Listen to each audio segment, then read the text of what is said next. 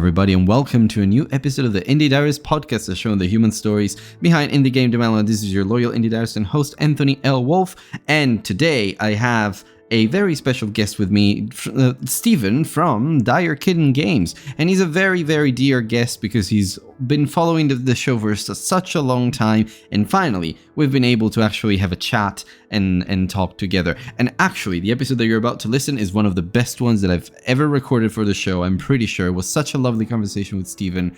I had such a lovely time, and I hope that it feels the same way, honestly. But before we get into episode number 62, I want to shout out to my amazing patrons who are Zagini, Fishbone Dev, and Peleg. Thank you so much, guys, for supporting the show. Your support really means a lot. And listeners, if you too want to join my amazing Patreons, just go to patreon.com/theindiediaries or check out the links in the description of the show to see all the various and beautiful benefits that you can get for subscribing to the show's Patreon. But without further ado, let's get straight into episode 62 with Dire Kitten Games.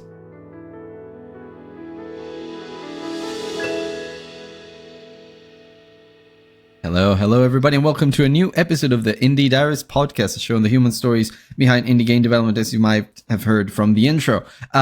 Here with me is Steven from Dire Kitten Games, someone who I've always interacted with on social, and finally, when I put out a call for new guests, he decided to put his hand up. So now we're here, and we're going to talk a little bit about what you're doing with your little studio and your team and whatnot, but I'll just hand it over to you to say a few things about yourself. So over to you, Steven. Tell the listeners a bit about what you do, where you're based, and what you're working on right now. Sure, thanks. So I'm Steven. I am a game developer with Dire Kitten Games, just a little two-person studio. Essentially, me and Brittany, who's our artist, met doing big AAA games industry stuff and decided to start our own thing to just sort of make projects we're a little bit more passionate about on the side. So we've been doing that for a few years, having a great time. Dire Kitten's currently working on a game called Scholomatch, which is a dating game, which is primarily me and Britt, but we're working with a few other people for editing and for audio and that sort of thing. And yeah, I don't know. I work in game development. I do game development on the side. I just love games. I'm excited to talk about. I love making games. I love playing games. I love talking about games. You love talking about games, so you're in the right place here, because we're gonna be talking about games for a good half an hour and maybe even more. But to get started, I always like to start with these episodes with a little icebreaker. For the listeners, these questions will change from the next episode that you'll hear after this one. We'll have a new set and new format, but for now, let's stick to the classic, and that is, if you could be any game's character for a day, who would you be? And why? Oh man, I should have prepared a little bit more for that one. The temptation is to like, hey, some of my favorite things. I wish I was Commander Shepard. How awesome! Except, do I actually want to be murdering people in intergalactic war? Probably not. Probably not. I mean, honestly, like protagonist from Stardew Valley is probably like a predictable thing for basically any game dev. But man, I would love to go live a relatively simple and peaceful life with an awesome found family and get outside. But I'd also secretly probably still make games on the side. Yeah. Just like the Stardew Valley character just goes in the mines and collects minerals. So that would be your mining. My ideal life is Stardew Valley, but instead of going to fight monsters in the mines, I sneak into my room to make other video games. That sounds great. And actually, that's funny that you bring it up, and it builds a very nice continuity, because for the episode just before this one that I recorded yesterday, so for the listeners, this will have no time context whatsoever, but I recorded it yesterday, and Emily, one of the guests that was on the episode, said that she would like to be the protagonist from Animal Crossing. So I'm feeling a theme here. But she specifically said not Stardew Valley, because that feels like a lot of work. So Animal Crossing is just, chilling, collecting, finding bugs and fishing and whatnot. So I guess that's, I think that's very fair. For me, I've recently started getting into like gardening just a tiny bit, and Nice. Okay. in the mornings I get a lot of satisfaction of just going outside. I take one of my cats on a walk every morning, just in our side yard, and like do some weeding and stuff, which I know is a wildly far distance from doing actual farm work, but it has that little bit of like, I don't know, I like making plants grow and Uh watching huh. around with cats. It sounds great. Yeah, no, that sounds like a great life, actually. So yeah, why not? And I think the Stardew Valley character has a cat, or maybe you can choose between a cat and a dog. I don't remember that, but yeah. But yeah, anyway, that's a great pick, and I love Stardew Valley myself, so I would second that. It would be a very nice experience indeed for a day. Then tending a farm for the rest of my life, probably not, but that's another story. But now I always like to start from the beginning with these episodes, and so I would like to ask you, what is the first memory that you have that involves video games? What is the first thing you can remember? Yeah, so I've been thinking about that. It goes way back. I mean, I'm 41, so not quite at the dawn of gaming, but like kind of close. My earliest memories, we had an old Apple IIgs, and I played a bunch of just like a little pixelated like meteor storm thing, just like go left and right and avoid stuff, and then a somewhat more advanced game in the same vein called Sylphid. And then when I think about the years after that, played a bunch of King's Bounty, which was sort of the predecessor of the Heroes of Might and Magic series. Mm-hmm. And then had an SNES, and I loved everything on SNES, but mostly the Donkey Kong series. And I also remember I had a Game Boy, and there were lots of things that I loved on my Game Boy, but the two things that stood out as like, formative years, ooh, maybe someday I will work on things like this, are Metroid 2 and I feel like no one knows this game. Final Fantasy Legends 2. I am a big Final Fantasy fan, and I've heard about it, but I haven't played it. So yeah, It's one of okay, those games where I think it was not a Final Fantasy in Japan. It was like some other title, and they just sort of like slapped the name on it to sell it to okay, American audiences. But it's a freaking great role playing game. Just like great. really fun, cool mechanics, fun story. Like I played that for forever. I think it was also like the first long form RPG that I ever beat, which felt like a huge accomplishment to me. Like it took, hours and hours and hours and hours, Nice, lots of yeah. stumbling blocks, and then I finally got to the actual end and lost my mind. I was probably like 8 or 9 at the time. Yeah, that unlocked some far recesses of my memory, I suppose, of all the game ads and all the game marketing tactics that I know from those days. It's weird to rename a game to a famous franchise just to sell it to a specific audience, but also know that like box arts were like widely different depending on market. There were a lot of features that maybe weren't present in one market that were present in another. I can remember a case, but I think a case of guns not being available to European Yep. European gamers. There was a game specifically that had that thing. I don't know, weird stuff back in the day. Oh yeah, maybe it was one of the Spyros. Maybe there was something around guns and gun sounds, whatever. But yeah, but anyway, well, from moving from RPGs to Scholomatch, which is a matching puzzle dating game, which is sex positive, which is something really, really interesting there. That is quite a jump. So do you think, well, first of all, do you think those early games influenced the kind of projects that you like to work on now? And would you like to work on an RPG like Final Fantasy, the early games? I mean, honestly, like as a game designer, I get pretty excited about almost. I think like as a professional game designer, you don't always get to pick and choose your projects, and it's sort of Yeah, a skill set to get flexible. excited Yeah. about that. I remember pretty early in my career, I met someone like experienced game dev, sort of like grizzled veteran kind of guy who was 100% like a Call of Duty guy. Like that's Uh what huh. he played, that's what he wanted to talk about, et cetera, et cetera.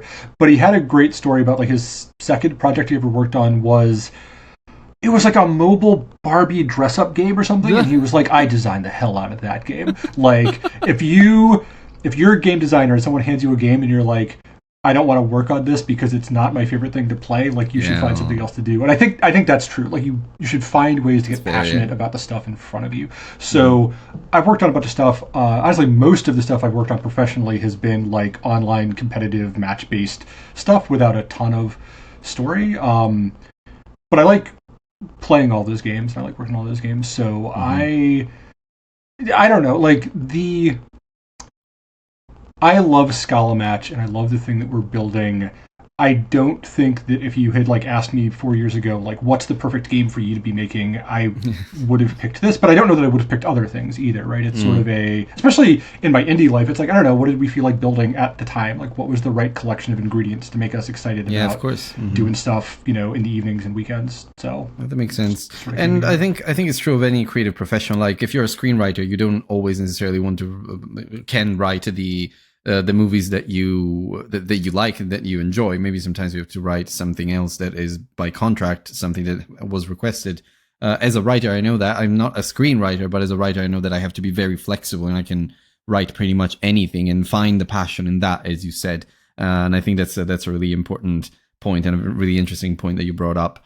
But yeah, and I'm curious though, because obviously you are a professional game designer and you're also a game designer on the side and you love talking about games. When did you realize that you wanted to make games? Was there like a light bulb moment at some point? Sort of. So I give a lot of credit about this to my wife. I've always been like super into games, and when I was Mm-hmm. younger, I would do the thing where like you get like pieces of cardboard, and you're like you call over your 9-year-old friends, and you like you try to like make that sort of thing. But I never thought about it from like a professional standpoint. I just liked making things, and then all through college, I had some weird experiences where like I got super into Magic the Gathering, and I ran a bunch of like amateur card competitions on some of the big websites, and I also started running tons and tons of tabletop role-playing games, which all had like homebrew environments. So I was like getting into the ideas of game design, but I didn't think Yeah, about yeah. it professionally because I was sort of under the impression of like everyone in the world must want to do that job and they've got a head start on it, right? There's a bunch of people like modding Quake right now. That's not me, so like I probably shouldn't pursue this. Mm. And so what I went into is neuroscience. I was a neuroscientist for several years, and Wow. while I was doing neuroscience, my wife wanted to be an interactive museum exhibit designer, and so went to grad school at a program that is sort of any intersection of technology and entertainment is what it does. And we had decided we weren't going to do grad school at the same time for like financial reasons. Like one of us was going to support, and then we were going to switch off. So I was doing neuroscience and getting ready for a neuroscience grad program while my wife was doing this program. And over those 2 years, there was sort of an intersection of the stuff that she and her classmates were working on was very exciting to me, and was less daunting than I had expected it to be. Uh-huh. Like it sort of made sense. And at the same time, I love science and I love neuroscience, but I sort of fell out of love with academia. Like there was just a lot of politics and a lot of like obstacles, and I Yeah, a had lot of this sense internal of politics and such, yeah. the As thing I well. remember really feeling was I really loved my job and I really didn't love my boss's job, and it made me Oh, like yeah. extremely unambitious. Where I was like, I don't know, I could just sit here as like a lab tech forever and be fine, but it was a little uninspiring. Mm. And so when our swap point came around, I was still sort of on the neuroscience track, but I was like, well, I'll also apply to this other program, and I happened to get into it, and that changed my life pretty dramatically. Wow. Yeah, no, that's really interesting. But yeah, no, you mentioned some really interesting things there about academia and just jumping from neuroscience to that. I guess it is um yeah, I mean it's always important to have someone the listeners won't be able to see this, but yeah, there's a cat right now just climbing onto Steven's chair. She is my little familiar and hangs out with me all day long. Nice, And yeah. she doesn't. She gets worried about me when I talk quickly or assertively at this weird screen in front of me, and so she will come by and start like headbutting me, and sometimes like bapping at my cheek to be like, "Are you? You're staring straight ahead, and you're yelling. Are you all right?" And then oftentimes when she doesn't get much of a response, she'll climb up on the back of my chair just to sort of like Aww. look out for me. Yeah, she's a sweetheart. Yeah, I've got my little familiar too. I don't know where she is right now. Oh, there she is. Just yeah, just watching me. She always watches me. That's it's cute. Nice. She's a little tuxedo cat. But yeah, so yeah, no, that's super interesting. And do you think, well, being a game designer and a professional game designer, you must have gone through a lot of projects over time and whatnot. So, do you think Is there any big learning based on your experience that you may want to share with other dev? Or if I were to frame this differently, is there a particular challenge that left a mark on you? I mean, there's like 80 responses to that question. I Yeah. guess I'll just go with the ones that sort of come to mind. I mean, a lot of it is, there's 90 YouTube videos on this. Like, I don't know, a big one from a game design standpoint is like test early and often. Actually, you know what?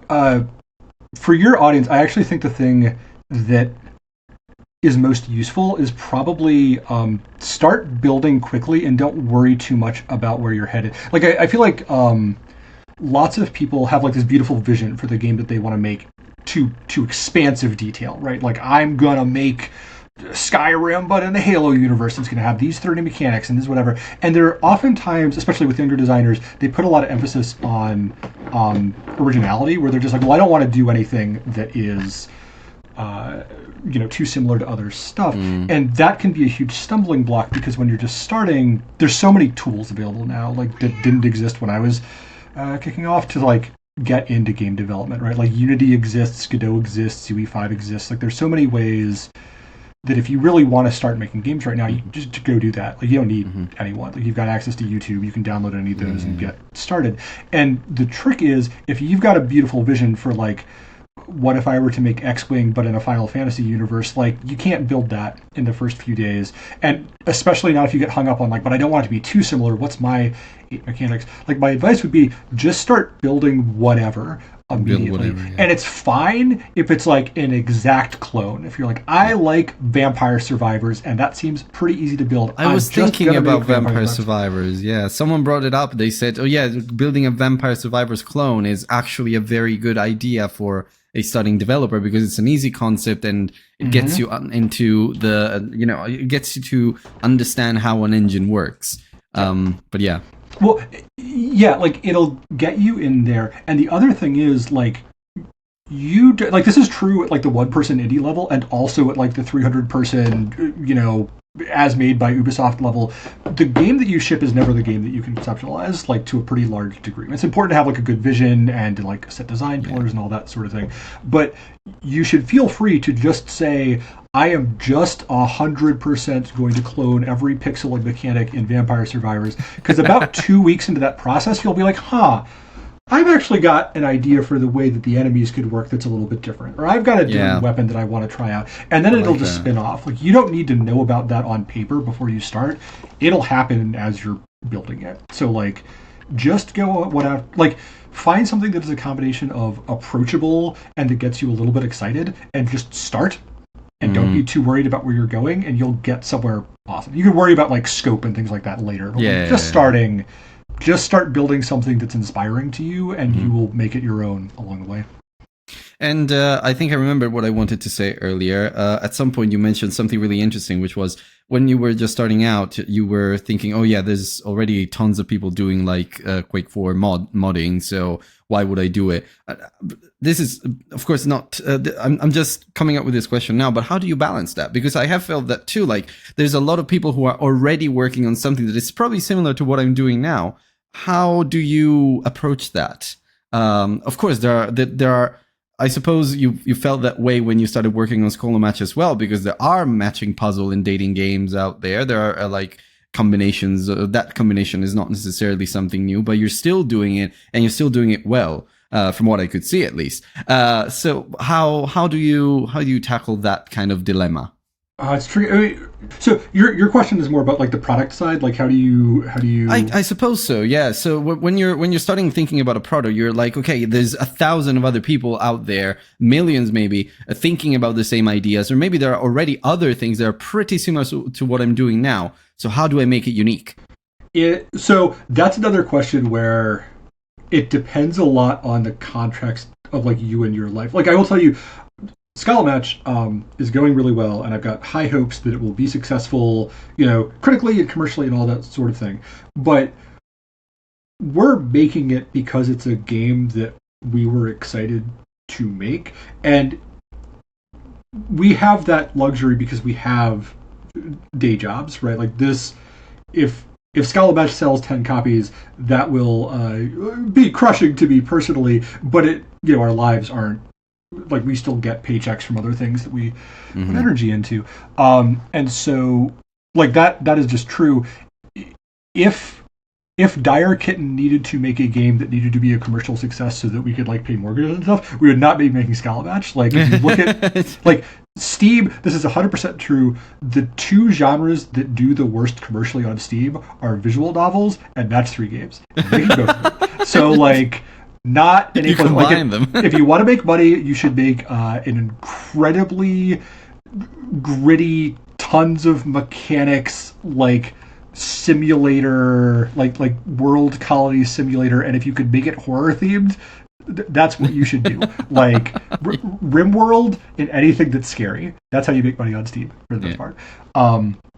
But I will say, sort of to my previous answer, it's okay to not know how you're differentiating things as long as you keep an eye on it and know what you're going after. Like, we had the start of what we thought was a novel idea at the beginning of Scholomatch, but I don't know, we were probably like halfway through when I started to really understand that the thing we were building wasn't like felt different to the people that were playing it than existing stuff, and then like started leaning more into that. Like, and again, it was sort of baked into the pitch of the game, but back when we decided this is the next thing we're working on, I couldn't have told you like, hey, these are the ways that we're avoiding, boyfriend dungeon or whatever is currently out there. It just sort of like we steered the ship in that direction as we got farther along.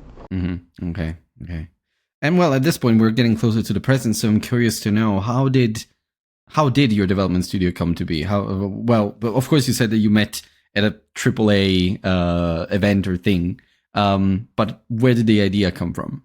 I mean, more or less, like Brittany and I worked together at Amazon, and we loved working together very much. And then both of us ended up leaving Amazon, and we were like, well, it's a bummer that we don't get to work together anymore, unless we just do. And so, I mean, I guess I'll just be pretty upfront about this. We shipped a game a couple of years ago called Starlight Explorers that I didn't know anything at all about marketing or publicity or whatever. It is not a wild commercial success, but that's okay because that game was mostly just us figuring out how do we work together, how do you ship games on Steam, all that sort of thing. Like, what are our roles? How are we doing all of that? So it was a little bit of a test case, right? Of like, how do we get our legs under us? And we've got. I don't want to spoil things too much. We've got like 10 or so prototypes just sitting in a bucket of like larger games. As it happens. as it happens. And Scholomatch is interesting in that we shipped Starlight and we were like, well, we learned a ton from that. And now we kind of want to move on to the next thing. And we looked at the next few things that we really wanted to make, and they're bigger. Like, they're markedly bigger. They're like, yeah, that's going to take a few years. And looking at that, we're like, well, we learned a lot from Starlight, but we don't know what we're doing yet.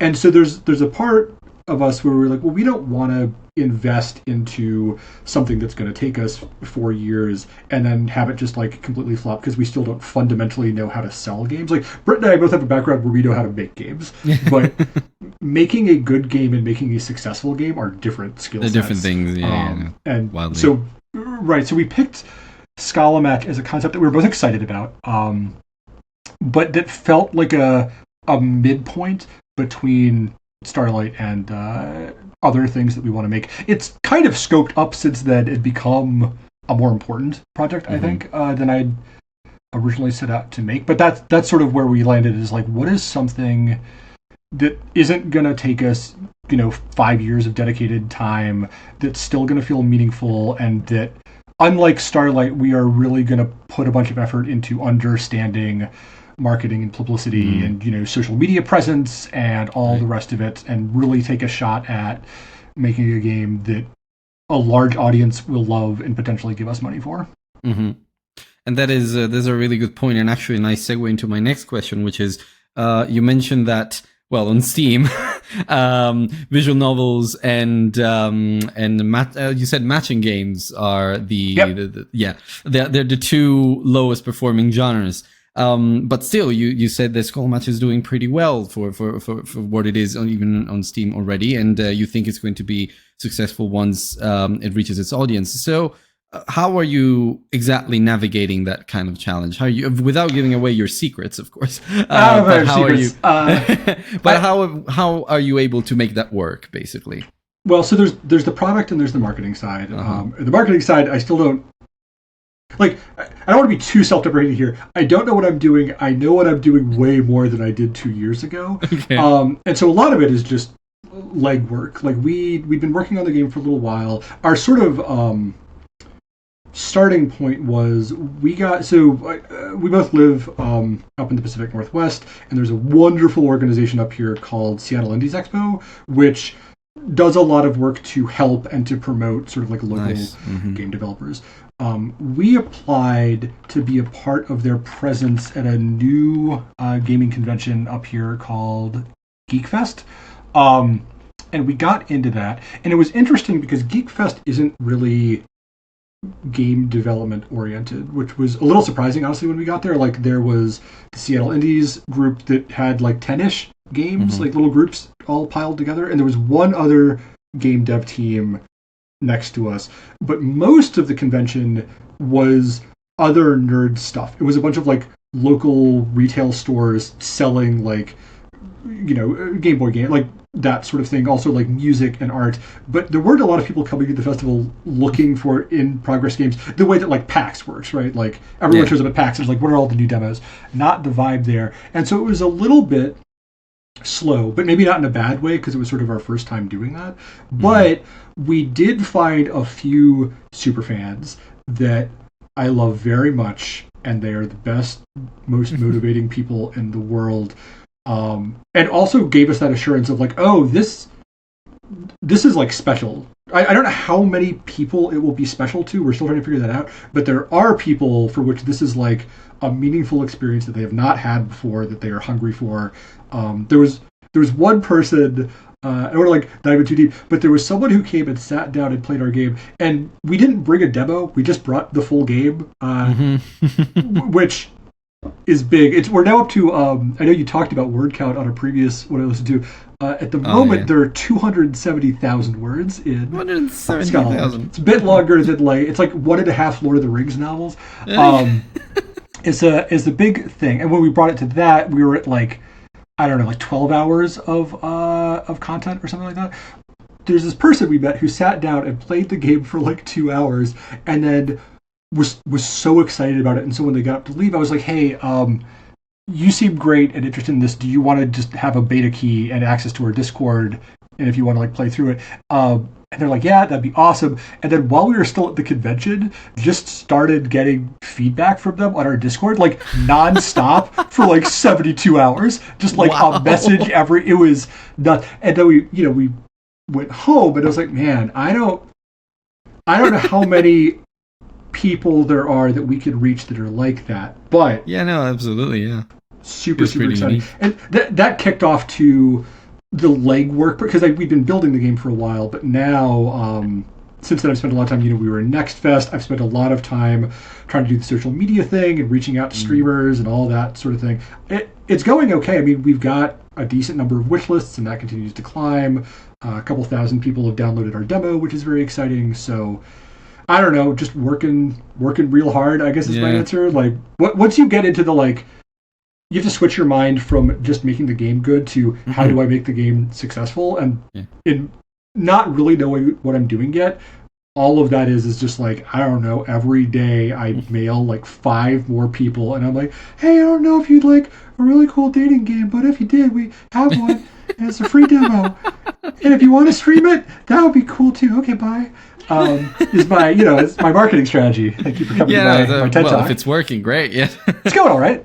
Yeah, exactly. No, that's that brings results, if anything. But yeah, well, it's really good insights, really good stuff. And yeah, I've heard about the power of conventions, because there you find players who may tell other players And usually, yeah, you do need those 3, 4, maybe 5 very dedicated people that push you forward, and that makes all the difference and helps you reach even more.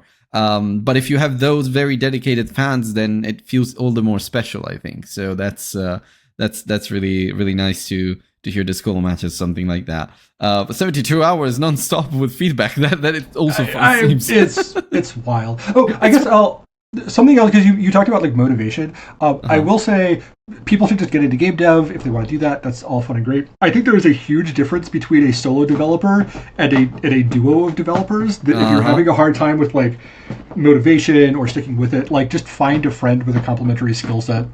Because for me, I love building games. I love every part of it, and I would be doing this if I was just doing it myself. But having a dev partner like Britt, like, I don't know. I guess I'm easily motivated, but every time she like sends me a new UI button, I feel this jolt of like, now I can do another 40 hours of work, no problem. Like, there's another human who's extremely talented who's in this with me. So I just like find a buddy who can. You know what? I felt that way. I felt that way when I did a couple of game jams this year because I just needed to I wanted to try out Godot in a bit more of a structured way. I did a couple of game jams, and pairing with an artist was the most incredible experience ever, because you would get assets in the chat and you're like, oh my god, yes, I can put them in the game. Now I will do this for the next 2 hours, and it's going to be awesome because then I can animate it and all that. Yep. And it was beautiful. It was beautiful. Yeah, I know exactly what you mean. And I guess at this point we are at the core of what the Indie Diaries is all about, which is the question that will always exist in the show for as long as I live, I suppose. Why are you a game developer, Stephen? Like, what is it that drives you forward? So I've got two answers, and the first one is that I love telling stories. And again, like going back to sort of my background, coming out of like TTRPGs as a storyteller, I love making experiences that surprise and delight people. And one of the things that I love about tabletop role-playing games is I think it is an incredibly useful tool for building empathy, because the role of playing a character who's not identical to you gives you this sense of like, okay, well, I'm not an intimidating criminal overlord, but if I was, how would I, and like all these people that like, aren't necessarily aspirational, but just like letting you see through those lenses. And I'm a forever DM. Like, I've been running games for forever. I'm a Call of Cthulhu keeper. I know exactly what you mean. It's for amazing. Sure. And so there's this thing of like, especially as you get more into it, you don't want sort of cardboard cutout villains. You want actual like interesting storylines, and you want moral ambiguity and all that sort of thing.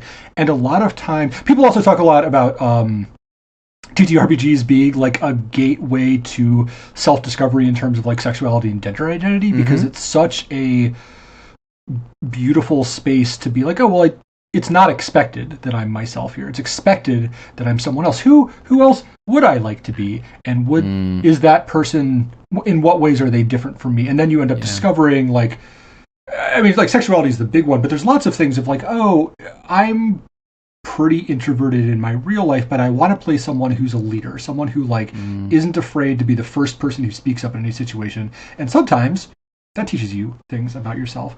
And similarly, I mean, going back to Scholomatch for a second, like this is a game all about sexuality and identity and like all that other stuff. And a lot of that inspiration for me is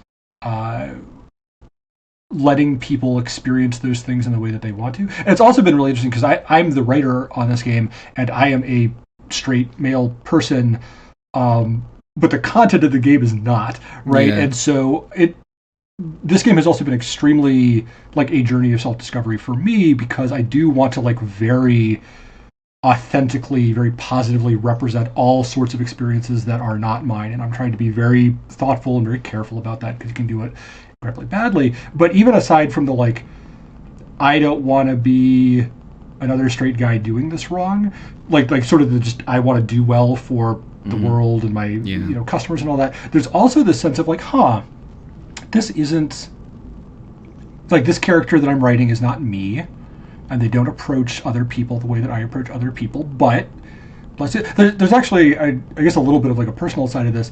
I am a very non-confrontational person. Like, I don't like being particularly aggressive in my personal life and like all that sort of here, thing. yeah. But early on into this project, I started to get feedback from a couple of people that I shared it to of like, a lot of these characters, and especially the male characters, are very like, lets the player make the first move, like very, very polite, very all that sort of thing. Okay. And like, that's cool, but also this is a dating game and we would like a range of characters. Can you make a dude who's just like kind of flirty and like up in your face? And it's like, I could try, and like that was a journey for me because that makes me feel like, oh, I don't know this. That's uncomfortable even. Yeah, if you're not that kind of person, yeah, it can be strange. Yeah. So that was an experience for me, and then also I want to give these stories to other people. The second answer to your question is, I am a person that gravitates towards being a generalist. Like historically, when it comes to games or like job skill sets or whatever, I'm very quick to acquire a new skill set, but I'm pretty bad at being an expert at it. Like I have, in the course of my career, I have hit that bar in some things, cool, but left to my own devices, I like doing all the things pretty well. And whether you're an indie or like dedicated, professional game dev is a space where there is a lot of flexibilities of skill sets. Like on this project, I am the writer and the designer and the visual effects artist and the engineer and also like the marketing person and all that. And that largely mirrors my professional life as well. Like it's a little bit more, I'm a system designer, that's what I do. But there's always opportunities for engineering and writing and production and all that sort of thing. And one of the things that I really love about that is all of those things can become exhausting at various points, and it's nice to have other things that you're also excited to switch gears into. Like in my professional life and in my indie life, it is oftentimes the case where I'm like, man, this bit of writing or this bit of design is really, really tricky. And I've been smashing my head against it for like 3 days now, and I'm not making much progress.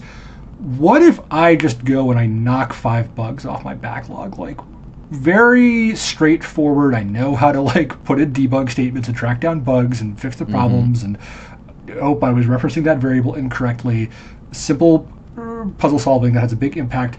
Okay, cool. I feel refreshed. Let's go back to that design problem. Oh, I wasn't looking at it from like a UX standpoint, so it was too complicated. That's where like I like being in a field where you have that flexibility to, if you smack into a problem, you can, for a short while, deflect onto a very different problem in a very different headspace and sort of reorient yourself.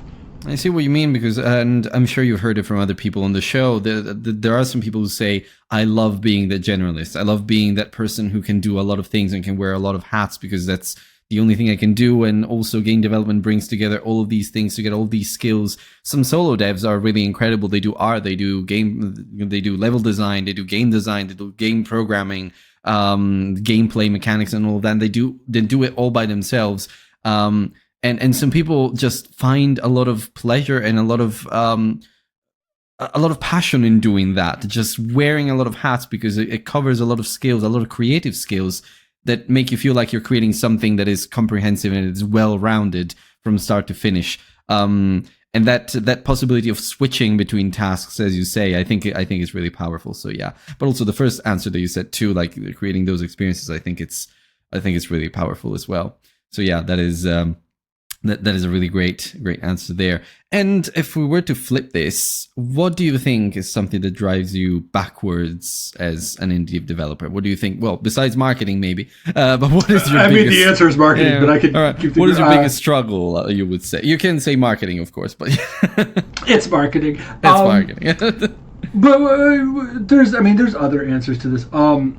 Okay, so actually going along with being a generalist, one of the things that struggles is, like, as an indie, you are responsible for everything. And it makes everything your fault. Like, there's a lot of communities out there to help, right? Like, any problem you have on basically any game engine, you can type it into YouTube and, like, stuff will come up.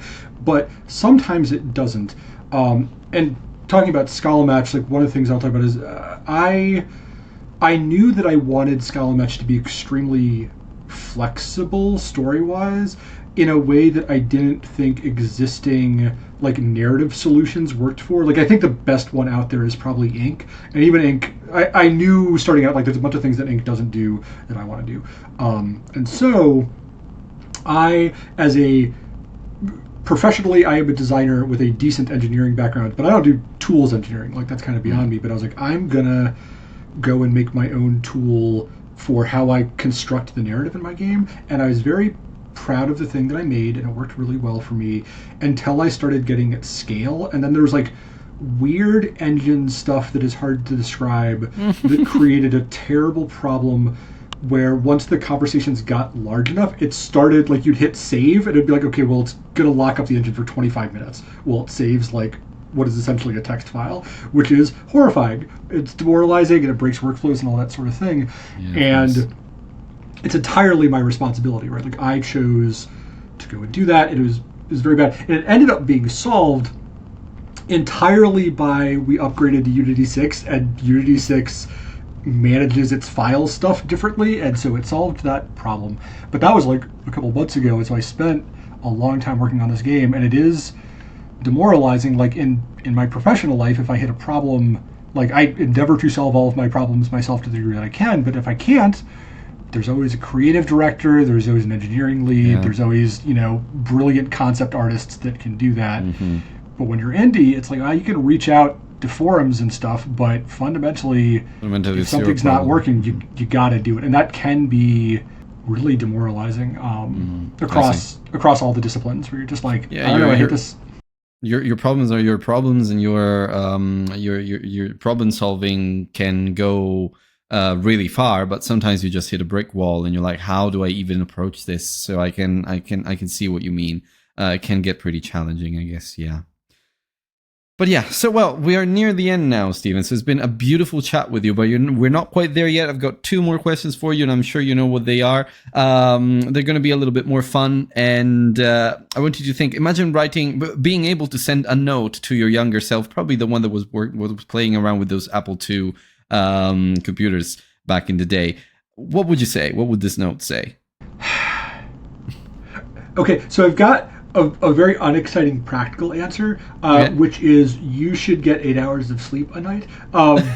It's a weird thing. When I think about like stuff I didn't do well in my life, my first couple of years of college were very rough because, like most people, the first time you're like away from home and you don't have to like do what other people tell you. And I got super addicted to MechWarrior 4, and I slept like 3 hours a night, and I failed a bunch of classes. And it's not because I didn't care, and it's not because I'm not a smart person, but like my brain stopped functioning. So like, I guess more generally, when you hit that flip to college, there's a lot of things that people will stop being able to tell you to do, and it doesn't mean that you shouldn't still do them. Is my unexciting practical advice to young people is be a functional human organism to the best of your ability, because if you're not, everything else kind of falls away. I think, I think my more game devy answer would be take more notes. Like, there's a lot of things I did when I was really young that were creative, and to be honest, like I think that they helped. I think that they informed a lot of sort of who I became. But looking back on it, I think it would be wonderful now, or like 20 years ago when I was first trying to get into game dev, to be able to look back and be like, oh, that's a story that I was trying to tell, and that's like a cool idea that 6-year-old me didn't know how to turn into like something other people would enjoy. But like, kids' brains are awesome, but they come up with all sorts of super cool things. So to the degree that you can sort of like hold on to those little sparks of creativity and let them inspire you later in life, you should do that.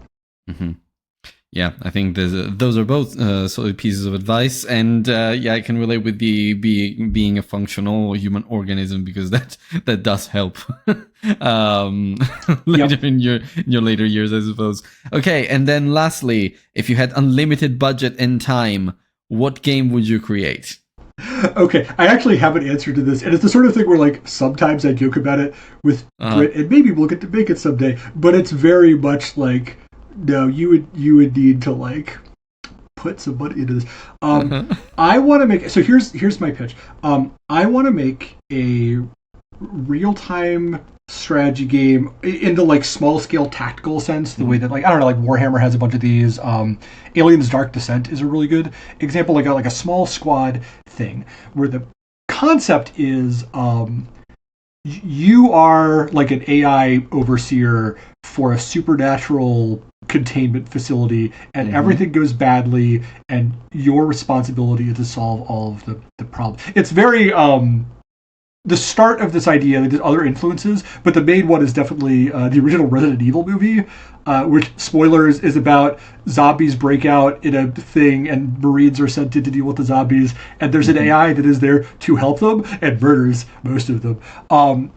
There's a thing where I find AI in the science fiction sense really interesting. Like, they're villains all over the place, right? I mean, the Alien franchise and HAL and like all that. Like, we love robots that get out of hand. Yeah. It's one of our favorite things, like Skynet. And I think that fundamentally a lot It's of also what timely that is, today. Is the thing. yeah, I don't want to like AI's bad. Everyone, don't do it. But I think there's a thing. I think we get fascinated by that as humans because we are familiar with the concept of villainy. But when you apply it to something like code, you know deep down it's like, well, this thing isn't greedy or mean.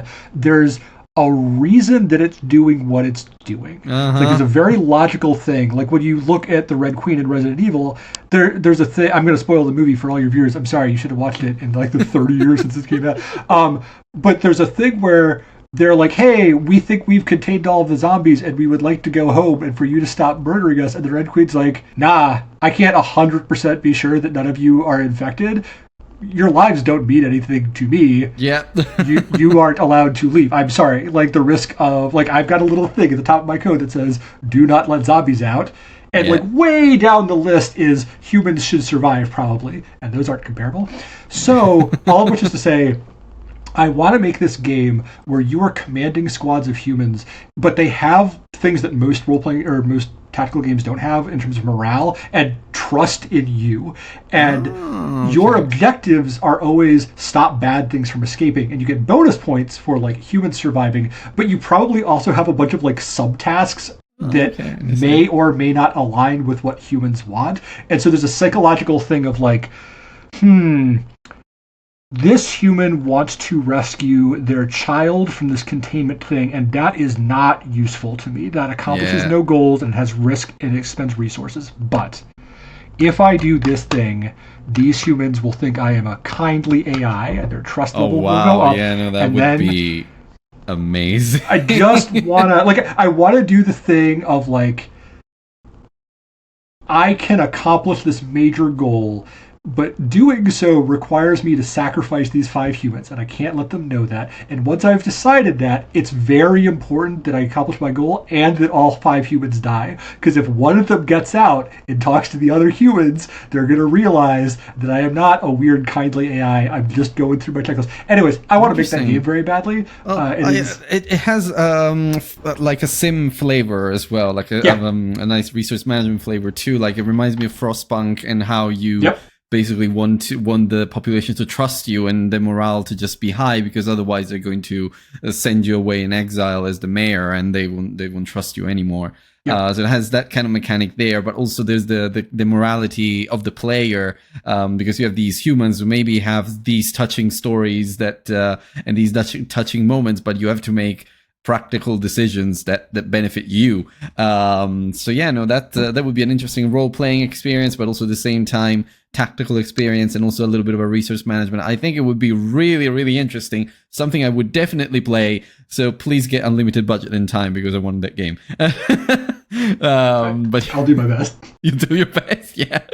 All right, well, Stephen, it's been a great pleasure speaking to you for the first time after so long, after knowing you for so long on social media. I think it's time for some parting words. So, where can other people find you? And if they do, what's the best way to support you? Most importantly, if you want to say a few things about Scholomatch now, you may. I sure do. My personal stuff is irrelevant. You can find Dire Kitten Games mostly on Threads and Blue Sky.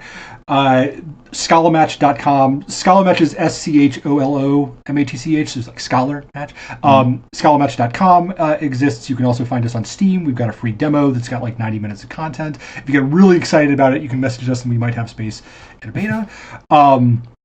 We haven't talked too much about Scholomatch itself, so I'll say really quickly the pitch is, imagine if you could take all of the sort of long form, juicy, positive relationship stuff out of like a Mass Effect or a Baldur's Gate and rip them out of those game designs and put them into something very small and streamlined, closer to like a Honey Pop. Or alternately, if you took Honey Pop and you ripped out all of the content and sort of like explicit elements and you replaced it with like meaty, awesome, compelling, heartfelt characters from a long form RPG. That's what we're building.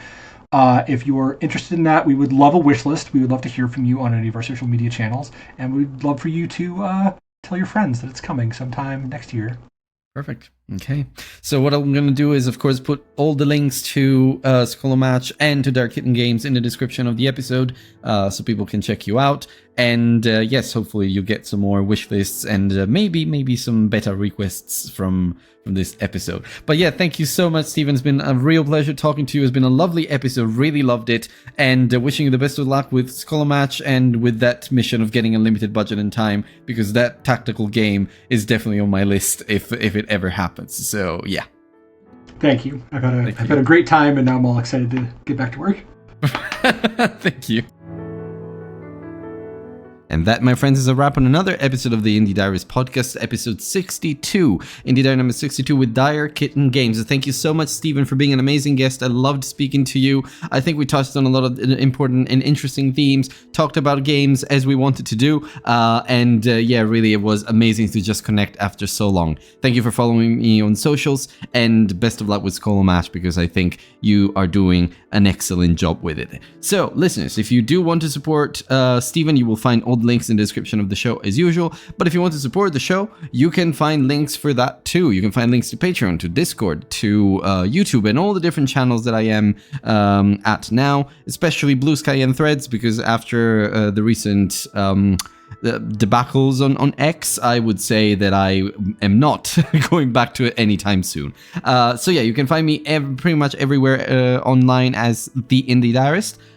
Feel free to follow me, feel free to join the community, and of course, if you're an indie game developer yourself, please get in touch, because I would love to tell your story to the world and add you to my beautiful Indie Diaries series. So until next time, guys, I'll speak to you in the next episode of the Indie Diarist podcast.